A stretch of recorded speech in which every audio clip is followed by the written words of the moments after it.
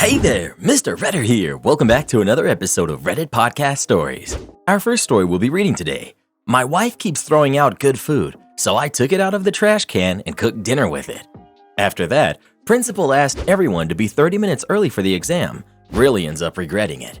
And after that, am I the jerk for leaving a birthday party because I couldn't eat my food inside? Now for every thumbs up this video gets, one Karen does not get to throw away good food. If you're the one who cooked it, Reddit boy, then it belongs in the garbage. So please smash that like button and subscribe and turn on notifications for new stories from Reddit every single day. My wife keeps throwing out good food, so I took it out of the trash can and cooked dinner with it. For context, my sister and I grew up relatively poor. When I was 6, our mom took a promotion and moved 3 hours away. We found out in our adult life she had been hoarding her money and giving our alcoholic father a small allowance to raise us. With his addiction problems, it left us minimal money for essentials. By the time I was 16, we were technically on our own and we were ransacking through dumpsters to feed ourselves. I'm now in my late 30s. I have a successful career and I live quite comfortably. My sister is also well off now. My wife and I have a great relationship. I've worked to stop some of my old habits from my upbringing.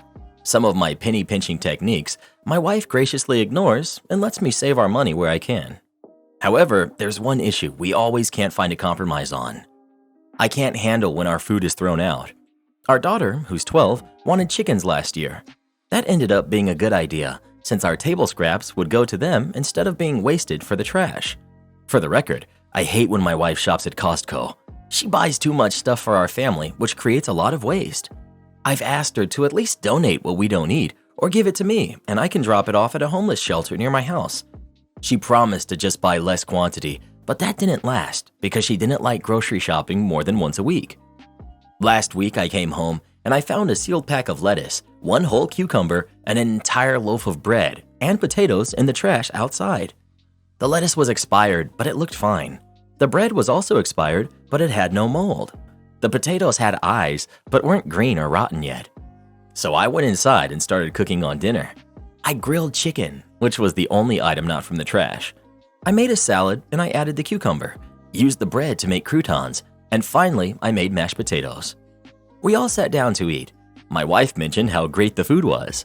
I told her it was the food that she had thrown out earlier that day. She was completely mortified and grossed out. I told her I washed everything off before cooking it, but she said that it didn't matter. My point was, if the food was good enough for us to eat, it should not have been thrown out. At bare minimum, she could have given it to our daughter to take to the chickens. She argued back that I should have taken it from the trash and given it to the chickens, not our table.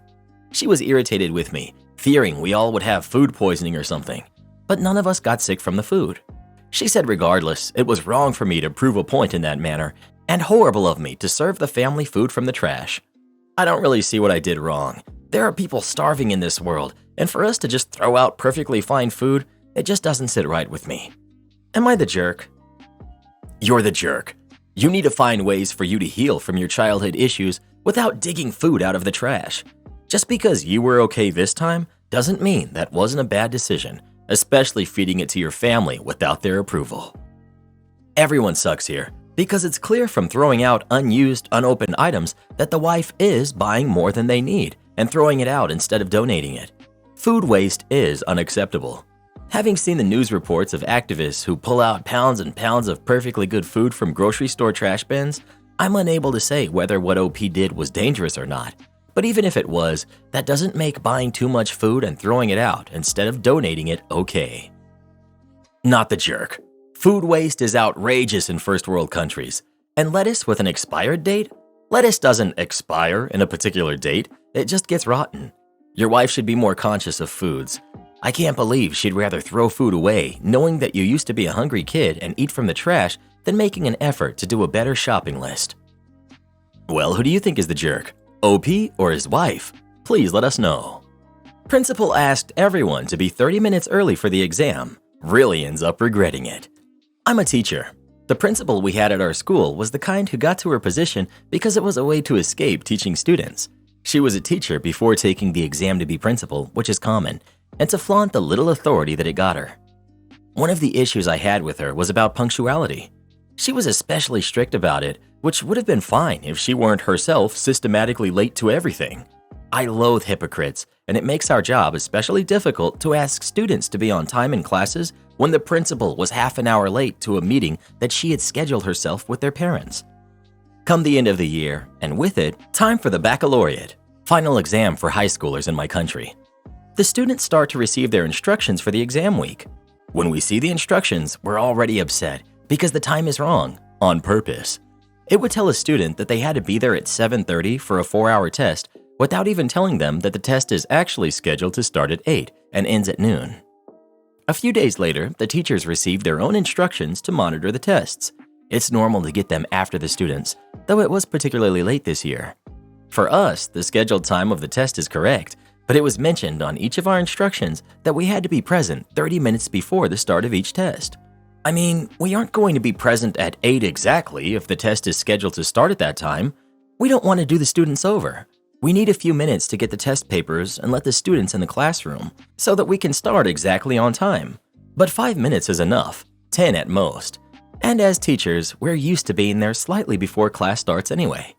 Most of us simply ignored her and came to the exam on time as usual.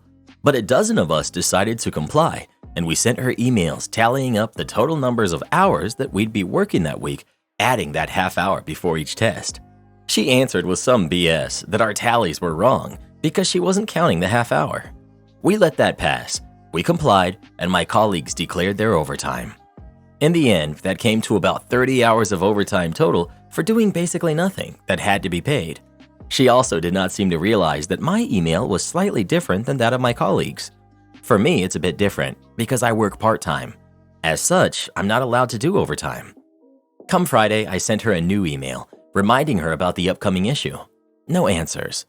The last 4-hour test of the week starts at 1 p.m.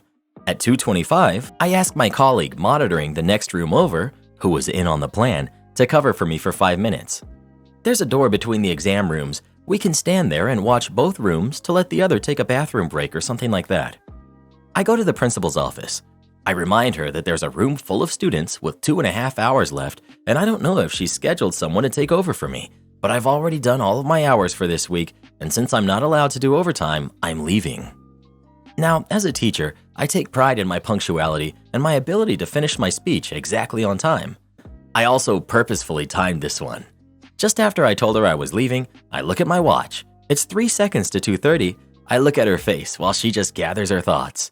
In 3 seconds, she went from confusion to realization to anger, and just as she's about to answer, it's time. So I turn around and I walk away.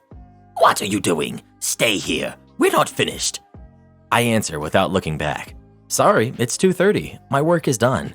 I'm not being paid to listen to you." I leave while I hear her half-coherent threats. She followed me, of course, but couldn't really talk loudly in the corridors while the exam was taking place. Plus, she still knows that loudly berating a teacher in public in full view and hearing of students would be extremely unprofessional, and she's the one who'd get in trouble for that. More importantly, I know where I'm going. I pass in front of the classroom I was monitoring in earlier. I thank my colleague, point at the principal, who's just catching up, red as a beet, and tell him, "I brought you the principal." I leave as he greets her, thus intercepting her from me. I learned that she had to monitor the students herself, which must have really upset her because she leaves early on Fridays. Next week, obviously, she requested that we have a talk in her office. I went with my union representative. We explained to her that it was not difficult to prove that she was the one in the wrong, and that if she wanted to escalate the issue, we would have no problem getting it to the administrative tribunal. My union representative also made the open threat of a strike that I and those who declared their overtime had the support of the union and teaching staff. Am I the jerk for leaving a birthday party because I couldn't eat my food inside? My friend group had a surprise party for one of our friends last night. Kim offered to host the party at her house and to make the food for it. The rest of us would just show up right after getting off work to decorate and set up. Kim is vegan, which is fine and dandy. The only problem is I have a soy allergy. Kim knows about this. I never expect her to go out of her way to alter what she makes for my sake.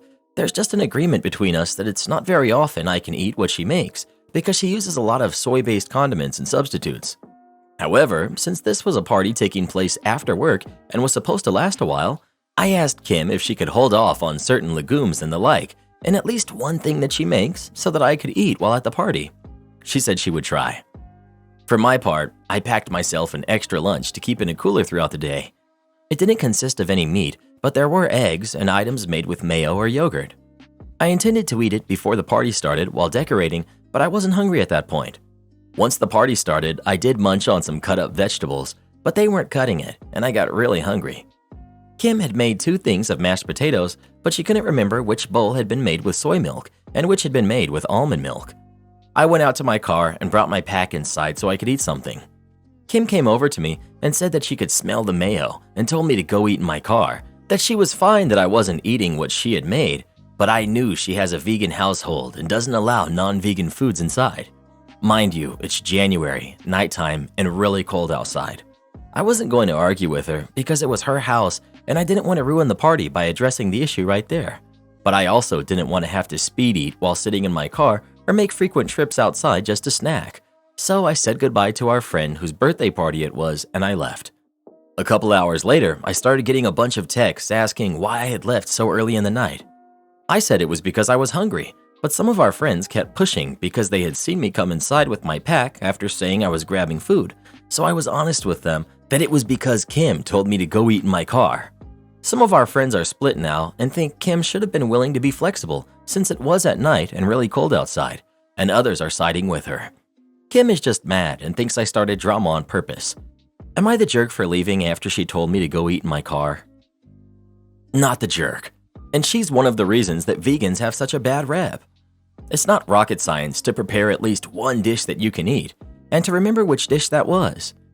Put a Post-it on it, put a purple spoon, something, or, make everything with almond milk instead of soy milk for one night. Not the jerk. I understand not wanting non-vegan foods in her home, but Kim isn't a good host or a good friend. You remain tactful and tried to save face for Kim, but she really did herself in by brushing you off without a second thought. Well, who do you think is the jerk? OP or Kim? Please let us know. I would have been petty and gone to get some McDoubles, come back and eat them in front of her and refuse to leave. McDonald's, yes. I'd like to speak with your manager. Not a problem. A few years ago, I was working casual as a bar manager at a major sports stadium after my housemate, who was running the corporate dining, hooked me up with a job as a nice little side earner. The role was pretty straightforward. Turn up, set up the bar, serve beers and snacks, clean up the bar, go home. This made it ideal for uni students, particularly international students who could pick up 3 to 5 hour shifts without it causing too much disruption to their studies. While the 5 to 6 staff I managed were continually changing individually, it was mostly Indian international students, as well as the same colleague, Anoop, week in, week out, who was invaluable at keeping the show running. Given my housemate and I lived together, and he had hooked me up with a job, I was happy to take on a new person or two per shift who never worked in a bar setting before to give them a quick rundown on pouring beer, using the register, etc. If it was one trainee, I'd pair them up with me. 2 trainees, I'd pair the second one up with Anoop.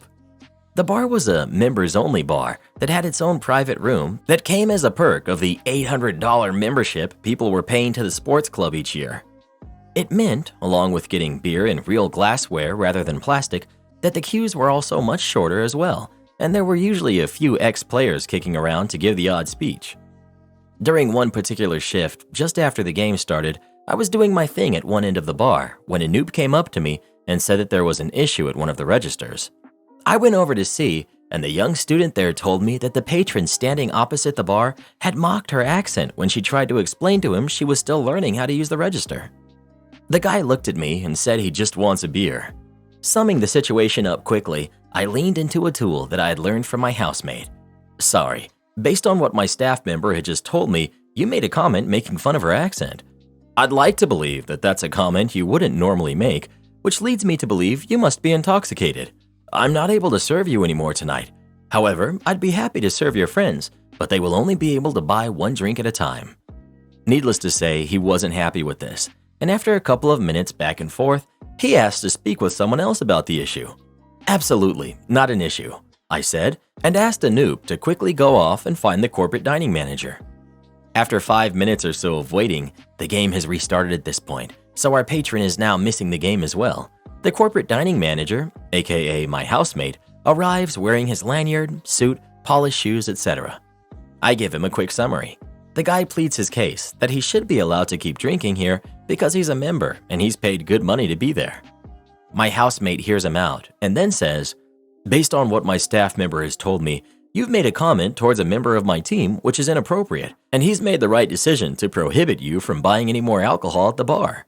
However, given you've argued that point and your friends here haven't stopped you from doing so, it leads me to believe that all of you are intoxicated, which means, unfortunately, none of you will be able to be served at this bar for the rest of the night.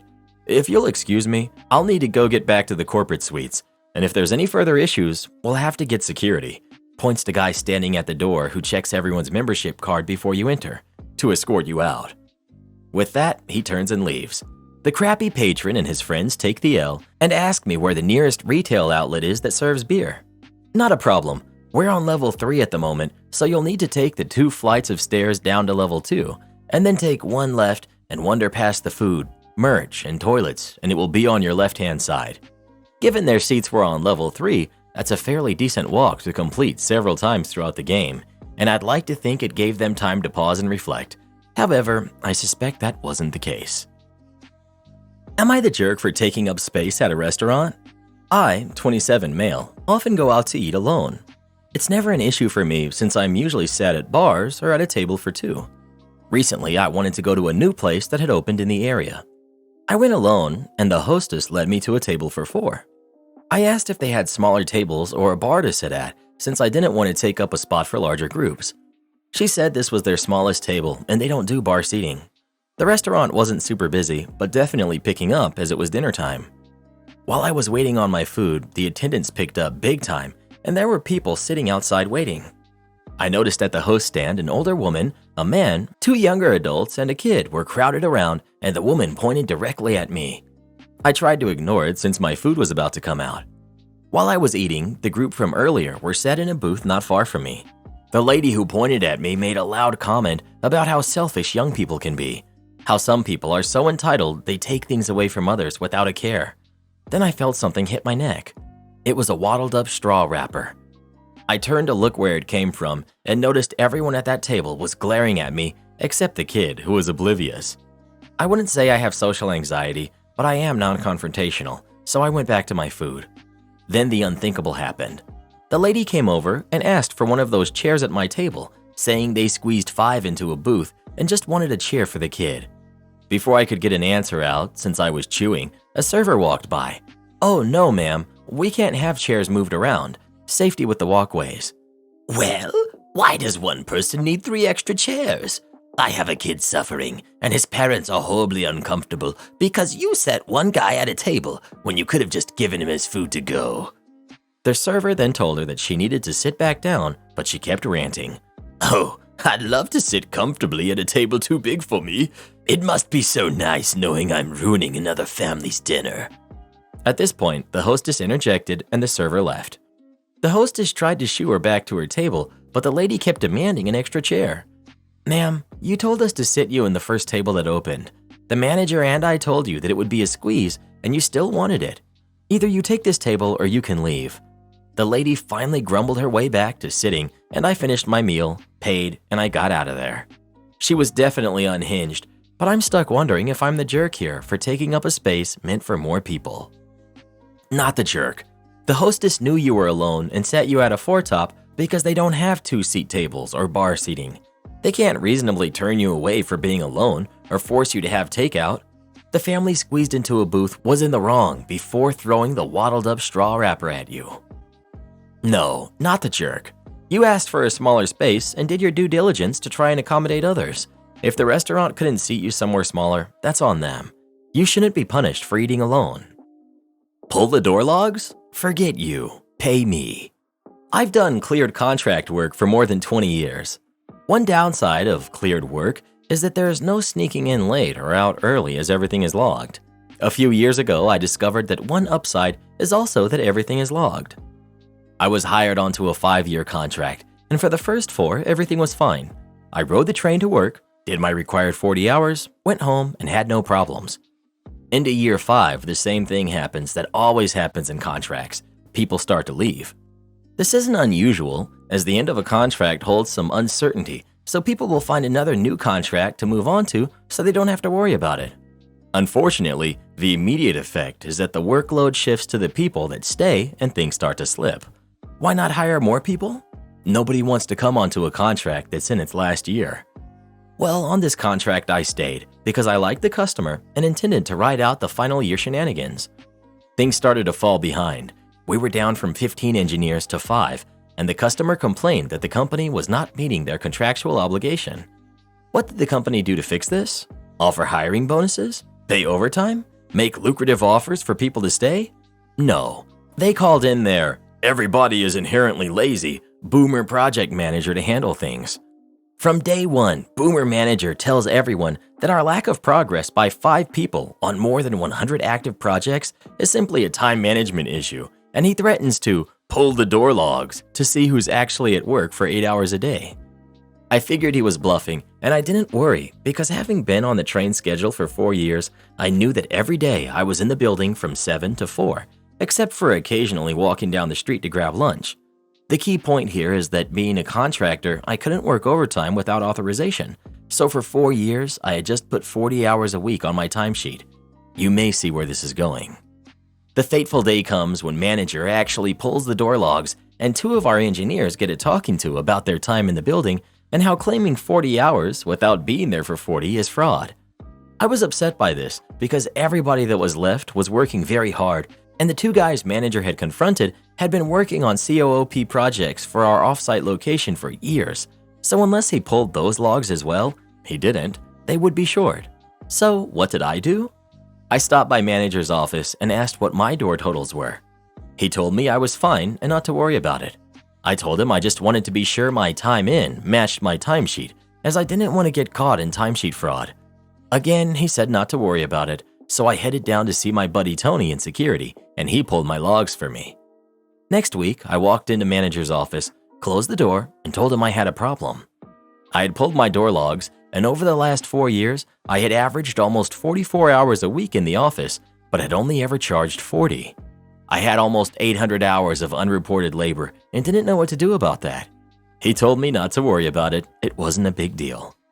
Next step, I contacted our company rep and explained the situation to her. She did not think it wasn't a big deal. In the end, I signed an NDA, but manager got removed from his role.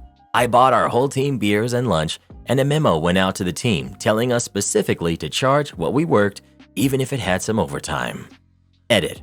My pay rate at the time was about $60 an hour, putting this shortage at just shy of $50,000. Yup, sure. Don't listen to the guy who operates the machinery. So I work in a metal fabrication plant. We build all sorts of stuff there, but mostly we build elevator and farming equipment parts. I'm stationed in the finishing department, where we do powder coating, and my job is to operate a large industrial oven that melts the powder coat into a solid coat. However, our system is subpar at best. There are so many little things wrong with everything that, if fixed, would make our whole area so much more efficient. One problem we constantly keep running into is cross-contamination. Part A is supposed to be X color, but because Part B was also being coated with Y color, they both came out of the oven all speckled and gross. Some companies we work with couldn't care less, but we have 2 companies who are really picky about how the parts look when they're finished. One day we had come in for overtime on a Saturday, and I noticed that the speckle problem was especially bad, and so I started looking for the cause. As all of those parts now had to be redone, and the goal of catching up for the next week had now been ruined. At first, I thought my oven was dirty, but that couldn't have been it because I cleaned it that morning and had done a thorough deep clean a few days prior. Then I thought maybe the parts had been sitting inside the oven for too long while I waited for space to put them in, but that typically wasn't an issue, so I put that one on hold. Then I thought maybe I had put them too close together, so I decided to let one color cycle all the way through the oven before putting in the next color, but it still came out speckled. At this point, I knew it couldn't have been something I was doing wrong, so I went over to the powder coating area to investigate, and I immediately found the problem. They were using both booths at the same time, coating 2 different colors, and there was an air current blowing yellow powder into the black powder booth.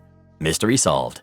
I immediately notified my supervisor about what was happening and told her we probably shouldn't be coating 2 different colors at the same time because all of the parts are coming out bad.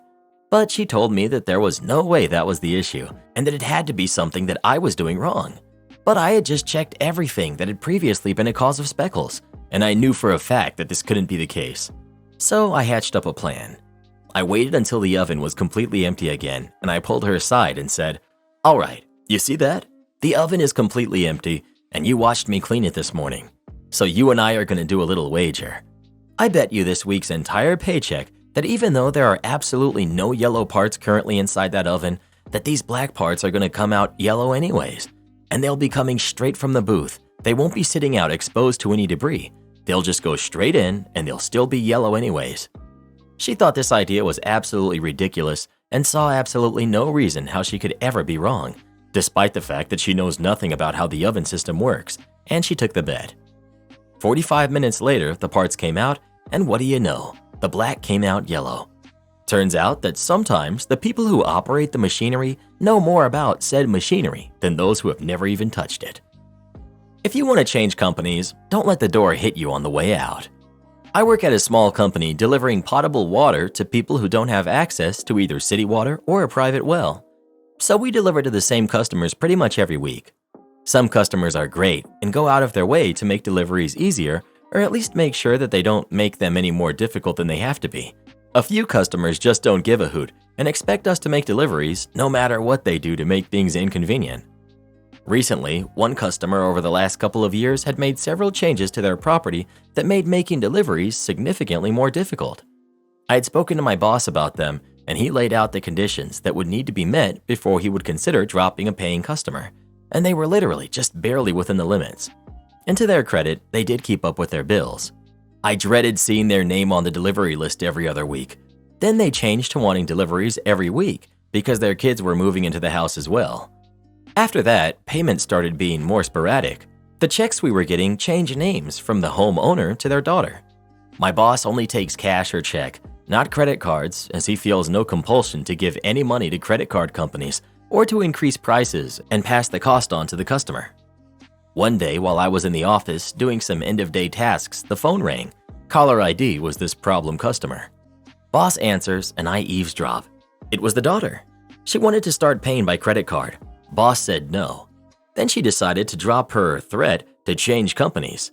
Such hope in my heart as I saw the boss's face turn red. He hates bullies and being bullied. Boss immediately agrees that that would be the best and hangs up on her. Walks over to the delivery schedule calendar and crosses their name off of the list. 2 days later, I got called into the office to hear a message left by the daughter begging us to make deliveries again. She apologized and everything. Turns out she had discovered that we were by far the cheapest option for them. One of the things that made them frustrating to deliver to was not just the physical difficulty of the delivery, but they only had a 350-gallon holding tank. It was a lot of work and time to deliver such a small amount of water, and we have the lowest minimum delivery rate in town. While all of the companies around town are at about the same price per gallon, most other companies have an 800-gallon minimum delivery rate, while our minimum at the time was only 500 gallons. The boss and I shared a chuckle over the call.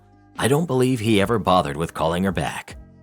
Am I the jerk for telling my friend the length she is going to interfere with my marriage is unhealthy? My oldest friend's wife, Olive, used to be my good friend too a few years back. Then we drifted apart, and later she became close friends with my wife, Natalie. Olive has a lot of issues with our marriage for some reason, and she tries to influence Natalie a lot. Her biggest issue is with how Natalie and I handle our finances. Natalie has a history of making bad financial decisions and racking up credit card debt. For that reason, she does not have access to my savings account.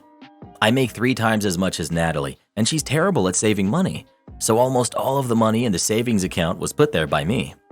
Despite this, I think of that money as both of ours, and one day it will go towards the purchase of our shared home. For some mysterious reason, Natalie told Olive all about our finances during a night of drinking, and Olive has been obsessed with it since. She told Natalie she should demand access to the savings account, spend as much as she wants to on clothes, etc.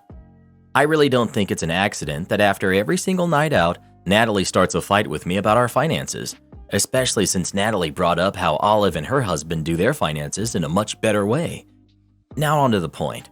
I have a fully remote job at a foreign company that pays way better than the ones in my country. I alone make more in a month than my friend and Olive together. Just 1.5 months ago, Olive managed to get a full remote job like mine too. So naturally, now she's trying to act like a role model I should follow and tells my wife things like, "Now I make 3 times as much as my husband, but he has access to every penny. Natalie, this is what you and your husband should do too. You should demand it." And Natalie told me this. I messaged Olive and I told her to stop. She told me that if I don't like that she's helping Natalie build some standards and making her question things, maybe I could try being a better husband to her. I replied that her obsession with my marriage is unhealthy, and going out of her way and interviewing to dozens of foreign companies just to be able to interfere with my marriage even more is really insane. She then said I was showing symptoms of paranoia and I should seek psychiatric help. It's Natalie who comes to her for advice on our marriage, and she only answers her. Yeah, that's a load of BS. I know Olive. I know she becomes obsessed with things and keeps pushing until she gets what she wants. I know I'm right, but maybe my approach was wrong, and I should have invited her to a coffee or something first and asked her to stop in a more cultured manner. On the other hand, she's really acting insane.